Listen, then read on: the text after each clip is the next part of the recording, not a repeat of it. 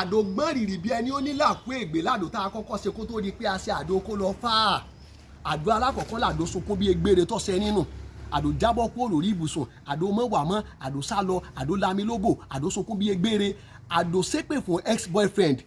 Gbogbo àwọn àdó tá a wá ṣe iléeṣẹ́ àdó abá mixture náà ló ti jáde ní àdó fìlà lọ́dọ̀ mi bí. Àwa náà kọ́ Ọlọ́run ọba ni.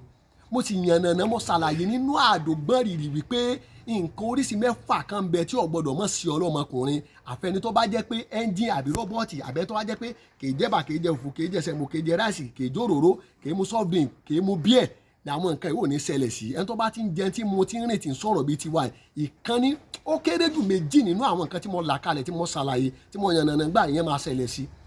Alákọ̀ọ́kọ́ kéèyàn ní ẹ̀gbọ̀n sìgásìgá bó lẹ gbọ̀n sìgásìgá sí máa ṣèyàn ẹ̀gbọ̀n sìgásìgá ní kéèyàn máa bóbìn sọ̀rọ̀ lórí fóònù kẹ́ẹ̀kan sọ ọ lọ bí ọ̀rọ̀ sọkúsọ àwọn ọ̀rọ̀ àlùfàǹsà bíi ká ní ìjọ tí ń bá mú ọ màá dó ọ èmi ọ̀fẹ́ ẹ̀bọ ọ̀rọ̀ lásán lẹ̀ ń sọ ẹ̀ tí ìfojú ríra yín àbí kẹ́ máa ṣe fídíò kọ̀ pẹ̀lú obìnrin àtọkùnrin kó sì ti máa kán oje kó ti máa kán omi lábẹ́ irú àwọn ọkùnrin bá àwọn èkójú òṣùwọ̀n ìlàkàkiri ìlágbára àbálòpọ̀. Ẹlẹ́ẹ̀kejì ìdákọ́lẹ̀ tí jẹ̀dí bá ti pọ̀ jù rárá tó ti wá gba promotion tí ó wá di ìdákọ́lẹ̀ àpọ̀jù ìdákọ́lẹ̀ ní máa fa ẹ̀sùn kì. Ẹlẹ́kẹrin kí ọlọ́mọkùnrin kó tó kó bọnú wò báyìí kó má ti lò jù ṣẹ́jú kan lọ kó ti rọ̀ síbẹ̀ kò ní tí kọ́ ọmọ ṣùgbọ́n yóò ti rọ̀ tó bá sì ti rọ̀ tí ò le dáadáa bó ṣe yẹ kó le kò ní débi tó yẹ kó dé kò ní ṣiṣẹ́ tó yẹ kó ṣe. Àwọn ẹlẹ́karùn-ún làwọn tó jẹ́ wípé tí wọ́n bá jáde tán lára obìnrin báyìí lẹ́yìn wákàtí 4-5 ara wọn ò tó lè mọ́ ìjókòó tó dọjọ́ mi ọjọ́ rẹ̀ irú wọn náà máa fa kó wọn bí ìgbà téèyàn fokùn jẹnẹrétọ̀ irú wọn náà máa fokó wọn ṣeré tí wọ́n máa bá wọn pọ̀ nígbà bá wá pọ̀ ǹjọ́ bá lọ́wọ́ bóńgìrì pàdé tíyàn bá gé adé orí okó rẹ̀ sẹ́nu ni wọ́n máa pọ̀ kágbà kó bá ló pọ̀. Àwọn ẹlẹ́kẹfà làwọn tán máa ń ní tó gùn tàbí tó tóbi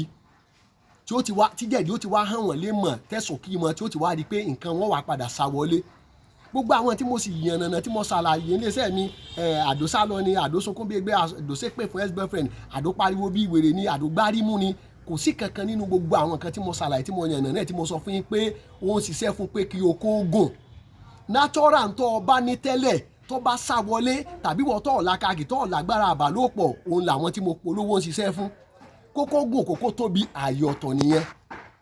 Alákọ̀ọ́kọ́ nu tá a kọ́kọ́ gbé yẹ̀wò nú iléeṣẹ́ mi òní flosser tí ó fọ gbogbo nǹkan tí ń bẹ lágọ̀ọ́ ara dànù. Flosser yẹn náà rèé o òun la padà látolómi yìí òun la padà gbé wá sóní powder téèyàn bá wà nílùú òyìnbó tí wọ́n fi gbé fún rẹ̀ tó bá jó iléèdè lọ wà tí wọ́n bá gbóní powder fún ẹ wọ́n á gbélé fún ẹ. Báwo ni lílò rẹ̀ mo ti ṣàlàyé láìmọye ìgbà. Wàá po ògì díẹ̀ wàá mú dadi síbi powder wàá dà sórí ògì gbóná tó pò wàá gbé mu kó tó jẹun láàárọ̀ wàá rí gbogbo nǹkan tó máa jà dànù nínú àgọ́ ara.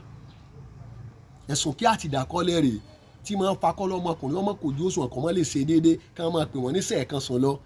Ẹ sáré wá sí tẹ́sí wọ́n ti mọ̀ pé ọ́ sáré ṣe ni bọ̀dọ̀ oníṣẹ́jú àyá kọkùnrin jẹ́ oníṣẹ́jú àyá kọ́ pípípí you are too sweet ọbọ̀bìnrin sùn láàrin 30 seconds ó ní you are too sweet kí lọ jẹ́nu ara rẹ̀ tó fi ló sweet òun rèé. Lílo tiẹ̀ tó bá máa ń mu ọtí ni kó o fi rẹ́ fún wákàtí 12 tó bá jẹ́ pé ìwà mu ọtí ọsàn wẹ́wẹ́ lọ fẹ́ nítorí owó fúnra ẹ̀ tí ì sìn tẹ́lẹ̀ àwọn àbòkí ti owó bẹ̀ dá ọsàn wẹ́wẹ́ sí lórí kó lo 24 hours kọ́ọ̀pù tó máa wà lórí ìgò ọtí ìbílẹ̀ ẹni kó fi máa lo ẹ̀kan láàrin ọjọ́ 3 bó o ní lílo rẹ̀ tó bá ti fẹ́ lò láyé bọ́jà àrò bọ̀jọ́sàn bọ́jà ó bá ti sékè papọ̀ báyìí bu kọ́ọ̀pù ẹyọ kan yẹn kó o lò ó jẹ́ pé bọ̀jà dùn àwọ̀ àṣẹ kan bẹ̀.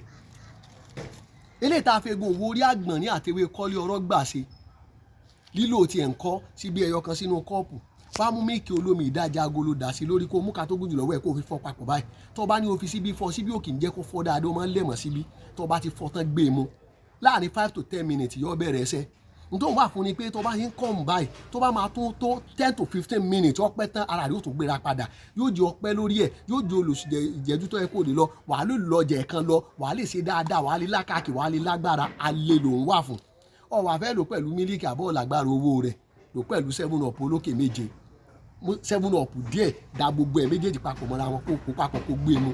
bó jẹ́ pé bọ̀jáde àwọn àṣẹ kan bẹ̀ bọ́ bá rí kọ́ háì jù bọ́ bá fẹ́ lò nẹ́ẹ̀sì mọ́jẹ̀ kí síbi kan tán tó bá wà ń lo ìbọn tí wọ́n fi gbé fún ọ rẹ̀ ọ wà lórílẹ̀‐èdè tí wọ́n fi gbé fún ọ rẹ̀ aléwọ̀rọ̀ kọ rèé ẹ ti rí nǹkan aléwọ̀rọ̀ kọ lílo èlé o lè lò bí ìlànà oríṣi 4 o lè lò pẹ̀lú ọsàn wẹ́wẹ́ o lè lò pẹ̀lú oyin o lè lò pẹ̀lú ọtí o lè lò pẹ̀lú 7up mo wá bí ọ tó bá fẹ́ lu eléyìí àbọ̀ bá fẹ́ lò kankan nú àwọn eléyìí tó ọ̀bà rọ́mọ tó fẹ́ fi ṣiṣẹ́ akọ fún mọ́ lò ó àìlò láìrò obìnrin o kódà kọkùnrin ó jó níṣẹ́jú àyà kódà kọ́ ọmọ dú ọmọ lọ́wọ́ pàápàá jùlọ ń àsìkò tá a wà ẹ̀ kọ́ ọmọ jẹsìn gọ́ọ̀mù òun dú ọmọ lọ́wọ́ ẹ̀ ń gbọ́ orin kẹ́ tó máa bá ayé lájọṣepọ̀ sọ̀rọ̀ fáwọn ìbálòpọ̀ kan wà ẹ̀ gbọ́dọ̀ máa gbọ́ àwọn orin bíi blues kan àbá àwọn orin kan tó make sense tẹ́ máa gbọ́ lábẹ́lẹ̀ tó máa fọ́kùnrin ní jíjà kọ́ wa máa ṣeré fẹ́ pẹ̀lú ọmọ lọ́wọ́ kọ́ wa máa kọ orin tẹ̀lé orin tí ń tán kọ òkú èrò wà ní dífà tó o bá kàn tó bá débi tó yẹ kó dé tó gbogbo kọ́nà tó yẹ kọ́ lọ tó ń kàn lọ́nà ọ̀fun tó ń gbà tí ń bọ orí rẹ̀ kò ní ráyè à ń kọrin ọ̀dọ́ ọmọ lọ́wọ́ kò dídú fèmù àwọn ọmọ kan bẹ wọn ò ní pariwo bí ìgbà tó kọ̀ gbà jágbó àwọn ò ní pariwo tiẹ̀ ṣùgbọ́n yóò dídú fèmù báyìí tó wà dídú bí ẹni ó dákú báyìí ni ó yẹ kó ládùn dákú lọ́wọ́ tó bá jọmọ ọkùnrin tó pé tó lákàkì tó lè ṣe bí akọ ọ̀rọ̀ yìí girlfriend àbí ìyàwó lè sọ sásàárì wá sí nǹkan tó ṣe ó ti mọ̀ pé wìwìwì bí òjò ni ọ̀tán àdófilà bá mixture mo sọ láìmọ̀ iye ìgbà mú ní ìmọ̀ nǹkan míì àdó sunkún bí egbé àdó dápọ̀ àdó mọ́wàá mọ́ àdó gbọ́n rìrì àdó lami lóbò àdó lami lábẹ́ àdó mọ́ tí ọmọ sàn báyìí iléeṣẹ́ aládò ẹ sá ti kàn sí mi ntẹ́mi mọ́nu ẹ ṣeun o àsìkò.